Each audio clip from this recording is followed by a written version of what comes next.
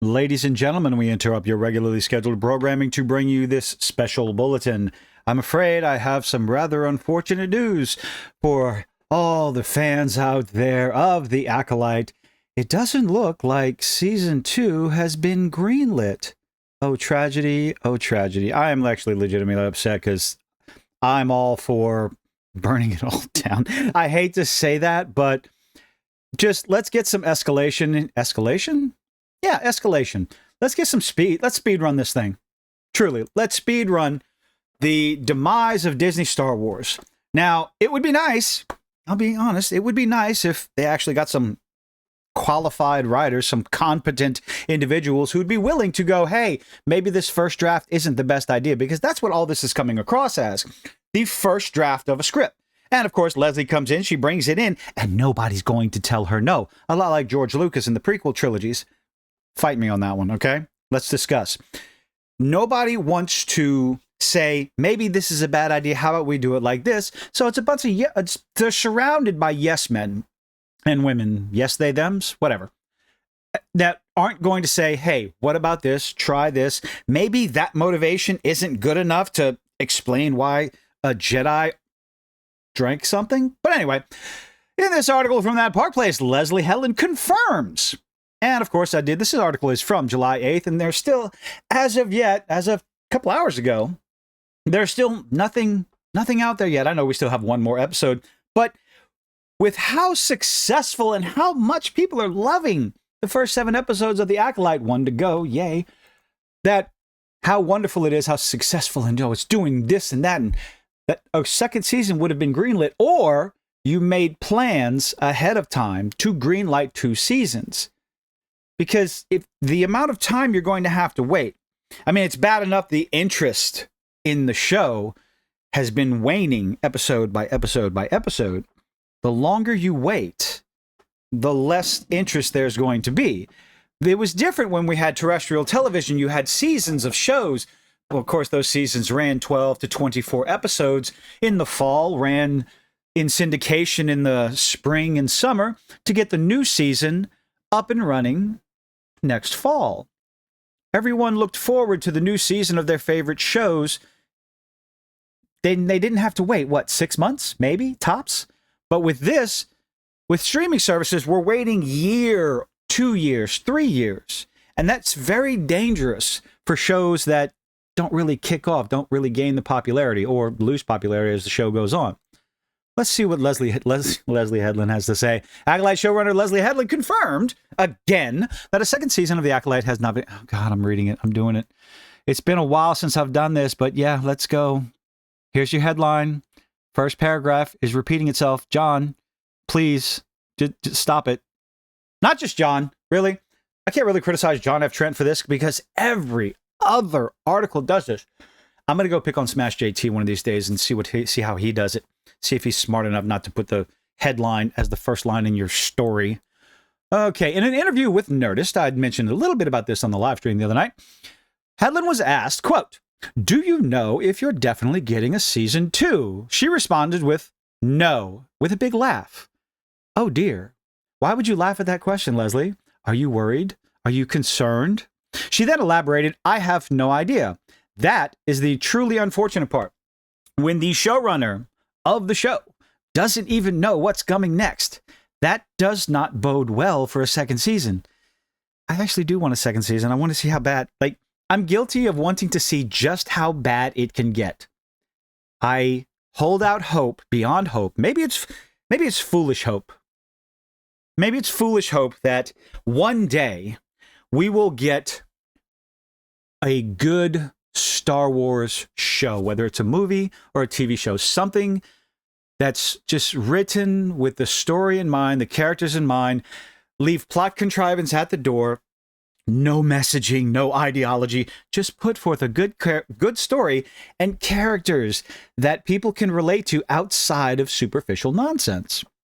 I have no idea. Well, not that I have no idea. You just said you have no idea. I would say there are conversations. Well, those conversations you should lead to be saying, yes, we're going to go ahead and greenlight the season 2. Get started on it. But okay. And I don't know when that will happen. I guess it's in conversations, just like the Rian Johnson Star Wars trilogy is in conversations. I don't know when that decision will be made. Hedlund previously claimed that she did not know if a second season would be in the cards. She told Entertainment Weekly at the end of June, quote, "I'll tell you my philosophy on first seasons. Something that I've noticed in first seasons will end on what should have been the break into Act 2. Let me try to read that again because I didn't even understand it. I'll tell you I'll tell you my philosophy on first seasons. Something that I've noticed is first seasons will end on what should have been the break into Act 2. It feels like everyone's really expecting to get a second season, and I don't feel that's a good idea." Oh, you don't even have enough faith in your own show that you're going to get a second season, do you? So you tried to cram everything into one season, which honestly isn't a bad idea. Even if you're doing episodic shows and you're hoping for a second season, start the story, Act 1, Act 2, Act 3, and have it in that one season. That way, if nothing else, just in case, I guess you could have a cliffhanger at the end, but maybe that's not a bad idea. Whatever story you're telling in that first season, tell that story in that season. And do a much better job than the Acolyte is doing. Please, for the love of all, do a better job than what Lesbian Headlamp is doing in the first season of the Acolyte. Quote goes on, "I think you should put everything you can into the first season and give the audience a nice resolution that feels satisfying." Not a bad idea. "And enough nods to mysteries that you would want to see a second season." She explained, "So it's a little bit of both. You don't want to leave it so wrapped up like that, like Obi-Wan or a standalone miniseries. Obi-Wan never should have been made, but what do I know? That there's no reason to watch a second season. There's definitely not a reason to have a second season of Obi-Wan, but Ewan McGregor wants it because he needs to work. But I think there's enough stuff in the last few episodes that you would want to have answered." Well, Leslie, you haven't really answered anything in 7 episodes. You got 1 left. Not too many questions have been answered. Just, at least, not in a satisfying way. Next, Hedlund was asked if there was any progress made on a possible season 2. She replied, "I remember reading that Vince Gilligan, in writing and doing the first season of Breaking Bad, really didn't plan on." Okay. Well, he didn't know if the show was going to be a hit. At least not as much as a hit as it was. Gilligan, I guess it was Vince Gilligan, wrote his quote, "We're getting 7 more seasons, and that's what's going to happen to Walt White." What? It was much more. "Here's everything we got. We're throwing everything at the wall." And then with the pickup, he mapped out, quote, "Okay, here's what's going to happen over the course of however many seasons." Okay. Do we know how to relay quotes? "I remember reading that Vince Gilligan in writing and doing the first season of Breaking Bad really didn't plan on." Oh, he didn't plan on we're getting 7 more seasons. He wrote it as, "Here's everything we got. We're throwing everything into the first season, and we'll go from there if we get picked up." And after the Breaking Bad got picked up for multiple more seasons, here's the story we're going to tell. And he added on to it as he got renewed for more and more seasons. Okay, I think I understand what Leslie is trying to say. She then asserted, quote, "So, why do I keep saying quote? Should I stop saying quote? If you made it this far, is that aggravating? I need to stop going off on tangents when I'm recording a video. So I took the approach with this. I threw everything into season 1 because who knows what's going to happen." Oh, lots and lots of fans out there had a pretty good idea of what was going to happen, but hey. From there, Hedlund indicated she would need a break. Why? You're so excited about season 1. Why would you need a break? Wouldn't you want to get back into the writing room and get that script out when season 1 is so fresh on your mind and you're so excited about it? Really? You need a break before potentially doing a second season. Oh, you have no idea. The only reason someone would need a break is if you're overworked, and I can't even imagine that, even with a $180 million budget. Where on earth did the money go? What did you do?